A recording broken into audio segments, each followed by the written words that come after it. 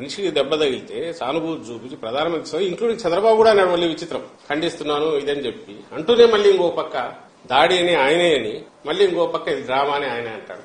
దాడి అయినా కావాలి, డ్రామా అన్నా కావాలి. అందులో దేనికి చంద్రబాబు స్టిక్ అయి ఉన్నాడు, దేని ఆయన గట్టిగా ఫీల్ అవుతున్నాడు, ఎందుకు అదైనా గట్టిగా చెప్పలేకపోతున్నాడు అంటే ఏమో మళ్ళీ సింపతి వస్తుందేమో అని భయం చంద్రబాబు జగన్మోహన్ రెడ్డి గారికి. ఇలాంటి వీళ్ళ డ్రామాలు వీళ్లకున్నాయి అలవాటు. ఇప్పుడు కూడా వాళ్ళు డ్రామాలు వేస్తున్నారు, నటిస్తున్నారు. ఒక ఇన్సిడెంట్ దుర్ఘటనకు సంబంధించి ఈ మాట్లాడాల్సిన పద్ధతిలో వాటిని అసహ్యంగా అసభ్యంగా మాట్లాడుతున్నారు. అండ్ వాళ్ళ విచక్షణకు వదలడానికి కూడా లేదు, జనం కూడా అది గమనిస్తున్నారు అనే విషయం మీడియా ద్వారా తెలియజేస్తారు. అదే దానికి ఆన్సర్ ఇవ్వాలన్నా కూడా ఇబ్బందికరమైంది. ఎందుకంటే ఎన్నికలు వచ్చినప్పుడు ఎందుకు జరుగుతున్నాయి, ఇంకొకప్పుడు ఎందుకు జరగలే అంటే అసలు అట్లా జరిగించుకుని చేయించుకోగలరు ఎవడన్నా? పవన్ కళ్యాణ్ అట్లా చేయించుకుంటాడా? ఒక కత్తి తీసుకుని పొడుచుకోవడమో లేక ఇంకొక రాయితో కొట్టించుకోవడమో చేయగలడా? ఆ పవన్ కళ్యాణ్ తన అభిమానంతో ఎవరితో దూరం నుంచి కొట్టించుకోవచ్చు కదా, ఎక్కడ తగలాలో చూసుకుని గురి పెట్టి కొట్టించుకోవచ్చు కదా. జరుగుతుంది, అది సాధ్యమేనా?